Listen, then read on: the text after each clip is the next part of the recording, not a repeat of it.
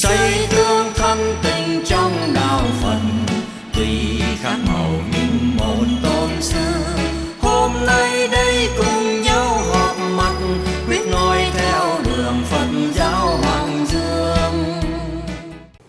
Well, welcome back from the commercials. And this is part 2 of the episode. And you want to ask another next question or continue? Sure. Yeah, I'll continue off with our theme of having a passion. And so, from what I understand as well, so many people have this passion in terms of maybe that they want to be the best sports person or maybe the best musician or something like that. And maybe some of those people lack the talent in terms of many of the other pool of people out there in the world. And so is there kind of a line between if you're passionate about something that isn't actually doable, or if there's also something as possible as finding a passion that you have that you've yet discovered and that's possible to become something you enjoy in the future, instead of maybe if you're a child, loving to play guitar all your life, and later it might be something that you kind of figured that it was too difficult to be your livelihood or something like that. Mm-hmm. And how do you recognize if there's problems or other things from that kind of situation? The best way I can share what you need to do at that particular point is that I always say, just be like water, right? Why is the analogy of water so important? It's because think of like a river flowing, right? If the river is flowing, it's always in constant motion. If the river is flowing in its constant motion, then the water is always fresh, right? So when we take into account, okay, I'm gonna start doing something, right? You're not staying still, you're not stagnant, you're not stalemate, you're basically in motion, right? So when you're in motion, you start to pick up certain skills because you're living your life, right? You're gonna pick up this particular skill, you're gonna pick up this particular skill, and you're gonna start learning things. There are some things you might learn that you like, there are some things that you learn that you don't like, right? But there's always that, like, for example, you played a guitar when you were a kid, and as you grow older, you feel like, okay, that's not something I want to do. But it's still a skill, right? You're moving forward, and even though the water is moving, and there's rocks in front of it, and there's like a tree in front of it, or whatever is in front of it, it always has a way to get around it. It doesn't just stop because something's in the way, right? But it actually finds a way to get around it. Even if there's a dam or something that's blocking the way, it's still going to overflow, right? It's going to find a way to always move forward. Or look at the Grand Canyon. Something as soft as water can carve through the Grand Canyon after thousands and thousands of years, right? And so you always have to be in motion. And as you move forward with whatever passion you find out when you're young, you realize, okay, that's not the way or that's not the lifestyle that you want to pursue, then that can help you find out another skill or another spark that might interest you. Then you start to move on from there to another location. And you start to learn whatever you want to learn some more. And over time, over the courses of the years, you might amass a large amount of knowledge or skill. Then you can put it all together and form something completely different that can be beneficial not only to you, but beneficial to everyone that you serve.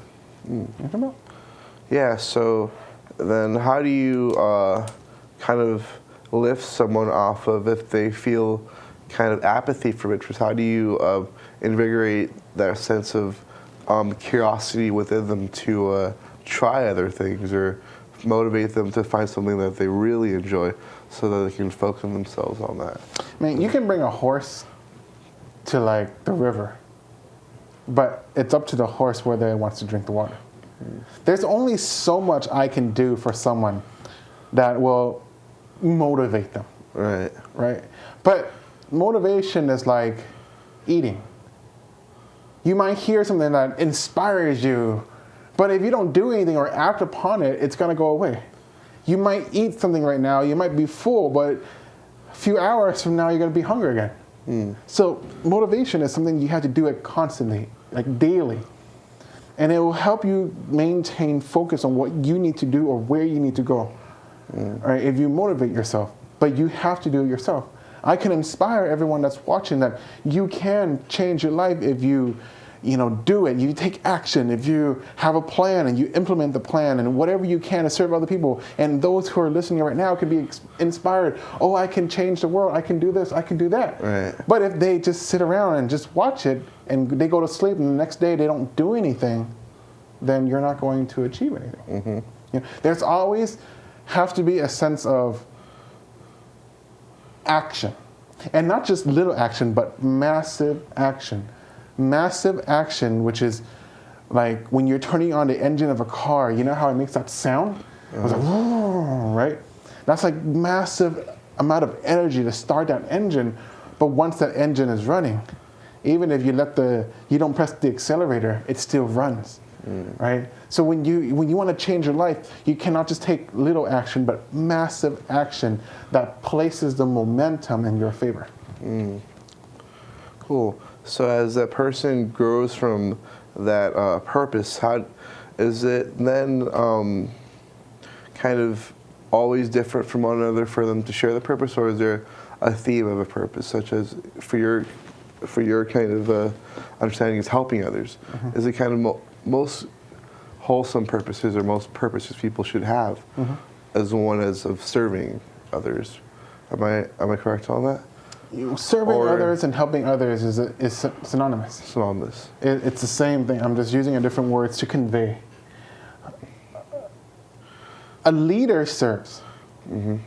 A leader looks at someone and says, this particular person needs this particular teaching.